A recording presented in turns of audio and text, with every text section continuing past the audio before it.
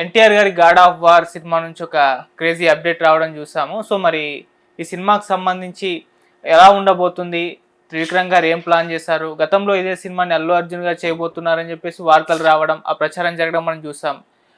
మరి అదే కథని ఇప్పుడు సినిమాగా తీయబోతున్నారు, లేదంటే వేరే కథగా రాబోతుందా? సో ఇటువంటి క్రేజీ ఇంట్రెస్టింగ్ డిస్కస్ చేయడానికి ప్రజెంట్ మనతో పాటు ప్రొడ్యూసర్ నటి కుమార్ గారు ఉన్నారు. వారిని అడిగి తెలిసిన ప్రయత్నం చేద్దాం. నమస్కారం సార్. సరే, ఎప్పటి నుంచో ఈ సినిమాకి సంబంధించి చర్చ జరుగుతూ ఉంది.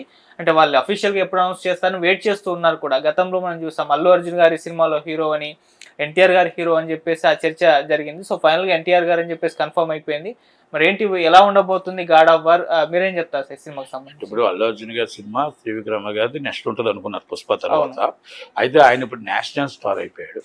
నేషనల్ స్టార్ అవడంతో ఆ మాస్ ఎలిమెంట్స్తో, ఆయన మాస్ ఎఫెక్ట్తో ఆయన ఇప్పుడు నేషనల్లో నార్త్ ఇండియాలో మాస్ అభిమానులకి ఒక పెద్ద హీరో అయిపోయాడు కనుక ఆ టైప్ ఆఫ్ ఎక్స్పెక్ట్ చేస్తారు. కాబట్టి కనుక ఇంకో సినిమా ఆల్రెడీ హిట్లీ చేస్తున్నప్పుడు ఆ టైప్ ఆఫ్ రావాలి. ఆ టైప్ ఆఫ్ త్రివిక్రమ్ రావు గారి దగ్గర ఏమైనా చేయలేరా, లేకపోతే ఆయన ఫ్యామిలీ డ్రామా చేస్తారు కాబట్టి అంతమంది రాదనా, మరి ఎందుకో అది డ్రాప్ అయ్యేదా తర్వాత చేస్తారో తెలియదు. కానీ జూనియర్ ఎన్టీఆర్ గారితో ఆల్రెడీ అరవింద్ సమతో వచ్చేసారు. ఆయనతోని మంచి సినిమా ఉంది కాబట్టి ఆయనతోని ఈ సినిమా, ఆయన కూడా రాయలసీమ బ్యాక్డ్రాప్ లో చాలా బాగా చేశాడు. మరి అంటే ఇది పాన్ ఇండియా మూవీలు అయిపోవడం వల్ల కొంతమంది ఈజ్ డైరెక్టర్స్ ని అంతా వేరే వేరే డైరెక్టర్స్ చూసుకుంటారు. హీరోలు కూడా దాని మీద ఆ విషయంలో ఏమైనా వెనక్కి వెళ్ళిందా తెలియదు. కనుక అది ఏది ఉంటే వాళ్ళు అప్డేట్ ఇస్తారు. కనుక జూనియర్ ఎన్టీఆర్ తో సినిమా అనేది ఏదో అప్డేట్ సితారా వాళ్ళు అప్డేట్ ఇస్తున్నారు, అప్డేట్ వాళ్ళు ఇస్తున్నట్టున్నారు. కనుక వాళ్ళ కాంబినేషన్ లో సూపర్ హిట్. దేవరా కూడా వాళ్ళే డిస్ట్రిబ్యూషన్ చేశారు. కనుక మరి దేవరా 2 ఉంటుందని అన్నారు. కానీ కొరటాల శివ గారు బాలయ్య బాబుతో సినిమాకి వెళ్ళిపోయారు. ఇక్కడ త్రివిక్రమ్ రావు గారు జూనియర్ ఎన్టీఆర్తో సినిమాకి వెళ్ళారు. మరి ఇక్కడ ఎక్కడైనా ఏమైనా, మరి ఎక్కడెక్కడ ఏమైనా డిఫరెన్సెస్ ఏమొచ్చాయి, ఎలాగొచ్చాయి, లేకపోతే అటు వెళ్ళారు. బాబాయ్ సినిమాకి వచ్చి డైరెక్టర్ వెళ్ళాడు, మరి అబ్బాయి వచ్చి త్రివిక్రమ్ రావు గారికి వచ్చారు. కనుక ఇవన్నీ ఒక డిఫరెంట్ అయినట్టు ఉన్నాయి. అన్నీ కూడా ఏది ఏమొచ్చినా is a good hero, is good director, super movie, already hit అని చెప్పుకోవచ్చు. ఎందుకంటే ఒక combination is already before hit. కనుక ఈరోజు national star and junior NTR గారు కనుక మంచి కాంబినేషన్ లో సినిమా వస్తుంది కాబట్టి ఎక్స్పెక్టేషన్ చాలా ఎక్కువగా ఉంటుంది. కాబట్టి పాన్ ఇండియాకి తగ్గట్టుగా త్రివిక్రమ్ గారు చెయ్యాలి. బ్యానర్ కూడా సితారా క్రియేషన్స్ వాళ్ళు బాగా చేస్తున్నారు కాబట్టి, వాళ్ళు కంటిన్యూ సినిమాలు చేస్తున్నారు కాబట్టి నా రిక్వెస్ట్ జూనియర్ ఎన్టీఆర్ గారికి, త్రివిక్రమ గారికి, మన సితారా వంశీ గారికి రిక్వెస్ట్ ఏంటంటే, sir please 40% shooting is Andhra Pradesh. Direct is not only tourist, అంటే మీరు టూరిస్ట్కి వెళ్లకుండా అక్కడే మీకు బ్యానర్ రిజిస్ట్రేషన్ చేసి ఇన్ఫ్రాస్ట్రక్చర్ డెవలప్ చేసి అక్కడ లోకల్గా మీరు షూటింగ్ చేస్తే అక్కడ ఉన్న వాళ్ళకు ఉపాధి కలుగుతుంది, ఆంధ్రప్రదేశ్ డెవలప్ అవుతుంది, టూరిజం డెవలప్ అవుతుంది. అలాగే తెలంగాణ బాగుండాలి, ఆంధ్రప్రదేశ్ బాగుండాలి. 2 రాష్ట్రాల నుంచి మనకు అభిమానులు ఉన్నారు, 2 రాష్ట్రాల నుంచి మనకు రెవెన్యూ వస్తుంది. కాబట్టి మనం కాపాడుకోవాలి, మన రాష్ట్రాన్ని మనం కాపాడుకోవడానికి. కొత్త రాష్ట్రం అంటే కొత్త రాష్ట్రం తెలంగాణ అంటారు, ఇప్పుడు మన కొత్త రాష్ట్రం ఆంధ్రప్రదేశ్ కింద అయింది.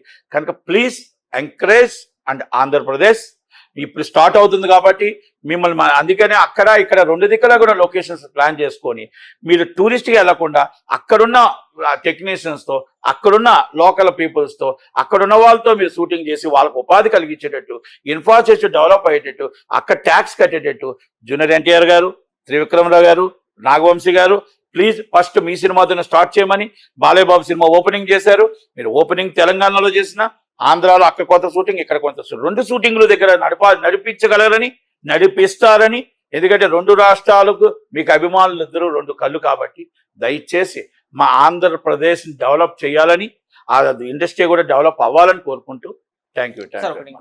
సార్, పౌరాణిక చిత్రాలు అంటే రామారావు గారు అంటే పౌరాణిక చిత్రాలు, అది మనకు తెలిసిందే. సో వారి మనవడైన జూనియర్ ఎన్టీఆర్ గారు ఇప్పటివరకు పౌరాణిక జోనర్ టచ్ చేయలేదు. సో ఫస్ట్ టైం త్రివిక్రమ్ గారి డైరెక్షన్ లో ఇప్పుడు కార్తికేయ స్వామిగా కనిపించబోతున్నారు. మరి రామారావు గారిని తలపిస్తారంటారా సార్ ఈ సినిమాతో? చూడండి, రామారావు గారిని ఎవరు మెరిపించలేదు. నందమూరి తారక రామారావు గారు పెద్ద ఆయనే, జూనియర్ ఎన్టీఆర్. ఎందుకంటే ఆయన ఒక యుగ పురుషుడు. ఆ యుగ పురుషుడితో మనం ఎవరిని పోల్చకూడదు. ఆయన్ని మరిపిస్తారంటారా అన్న మాట మన నోట్లో రాకూడదు. ఆయన ఒక దేవుడి కింద చూస్తారు. అవును. ఒక కృష్ణుడు అంటే ఆయనే, ఒక ఆయనే. యుగ పురుషుడు అంటే ఆయనే, ఉమ్. పౌరాణికం అంటే ఆయనే. కనుక ఆయన అలాగే ఉండాలా. జూనియర్ ఎన్టీఆర్ గారి నటనలో ఆయన ఎప్పుడు ఏ క్యారెక్టర్ వేసినా నీలమైపోతాడు. ఉమ్. ఆ క్యారెక్టర్ లో సక్సెస్ గా మంచిగా చేస్తాడు. ప్రతి డిస్ట్రిబ్యూటర్ కి ఎగ్జిబ్యూటర్ కి హ్యాపీగా అందరూ అయ్యేటట్టే బాగా చక్కగా ఆలోచించి ఆచితూచి చేస్తాడు.